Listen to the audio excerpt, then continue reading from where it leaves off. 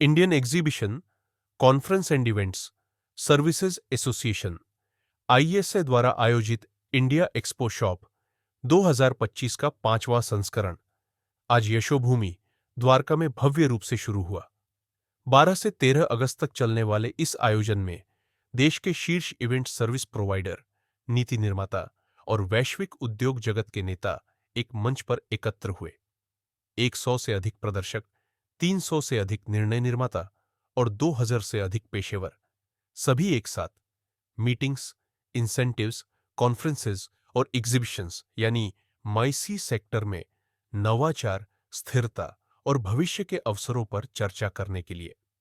India expo shop 2025, जहां भारत का event उद्योग भविष्य की ओर कदम बढ़ा रहा है। आज का हमारा आप लोग का सबका स्वागत है। यहाँ पे आप अपना टाइम लेके आए ऐसे भयानक मौसम में। हमारी ऑर्गेनाइज संस्था है, एक एसोसिएशन है, Indian exhibition service providers association. तो आप जितने भी इवेंट्स देखते हैं, कॉन्फ्रेंसेस देखते हैं, G20 होता है, जो करने वाले मतलब हर चीज जो आप देखते हैं, एक कील से लेके सब कुछ जो होता है वो हमारे ही मेंबर्स करते हैं। हमारे साथ में शिबू सर हैं, ये पवेलियंस एंड इंटीरियर्स के डायरेक्टर हैं। जो आपने G20 देखा था, महाकुंभ में आपने जो वर्चुअल म्यूजियम देखा होगा जो बहुत वायरल हुआ था, वो इनकी कंपनी ने किया था। मेरे लेफ्ट में सूरज सिंह मल्होत्रा जी हैं जो हमारे वाइस प्रेसिडेंट हैं, हमारे आने वाले प्रेसिडेंट भी हैं ये एसोसिएशन के। ये हैदराबाद में एक बहुत, जितना भी आप हैदराबाद का साउथ का जब हम बात करते हैं in terms of mega events, वो ये ऑर्गेनाइज करते हैं। इन दोनों के साथ अगर, और हमारे बाकी मेंबर आज जो हमारे साथ हैं, अगर आप तमिलनाडु हैं, सर हैं, बटर सर है बॉम्बे से, भारत के आसपास मतलब ऑल ओवर इंडिया। मेरी हिंदी बहुत बुरी है, इससे ज्यादा हिंदी नहीं आ सकती।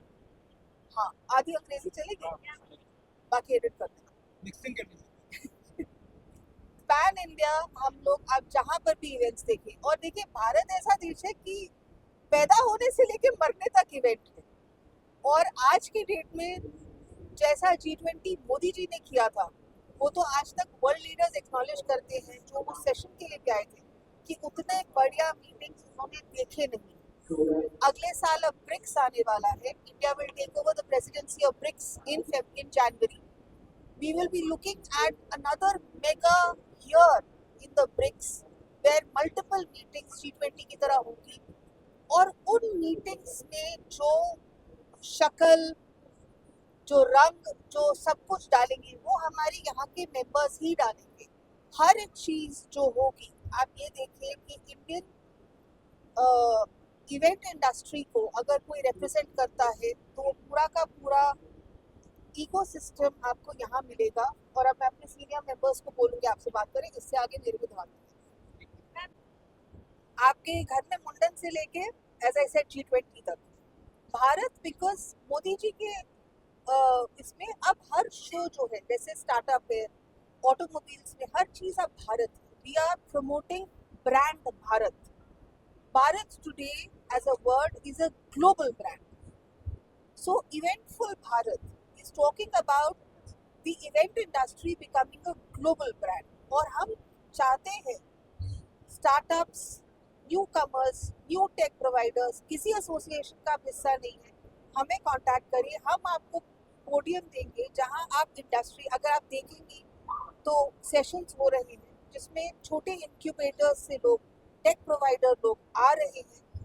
वो क्या कर रहे हैं, वो क्या सर्विसेज प्रोवाइड कर रहे हैं, वो इंडस्ट्री वालों को दिखा रहे हैं। हम लोग एक जगह बैठते हैं, दिल्ली, बॉम्बे, कलकत्ता, हमको नहीं पता होता।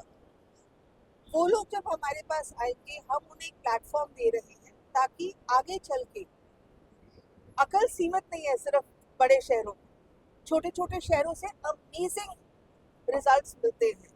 हम चाहते हैं कि हर कोई जुड़े, और जैसे मोदी जी ने G20 में अंडमान निकोबार से लेके कश्मीर तक में इवेंट्स किए थे, हम चाहते हैं वहाँ की लोकल फ्रेटर्निटी भी ग्लोबल शोज करने को हो। ऐसा नहीं हो कि आपको कश्मीर में या गुवाहाटी में शो करना है तो आप दिल्ली या बॉम्बे का वेंडर ढूंढे। हम लोकल जो प्लेयर्स है उनकी हैंड होल्डिंग करके उनको एम्पावर करना चाहते हैं। इवेंटफुल भारत बस वही है, इट्स एन एम्पावरिंग टूल जिसमें मल्टीपल एसोसिएशंस मिलके, हम लोग अकेले नहीं कर सकते, सब साथ चलेंगे तभी कारवां बनेगा। That is the achievement.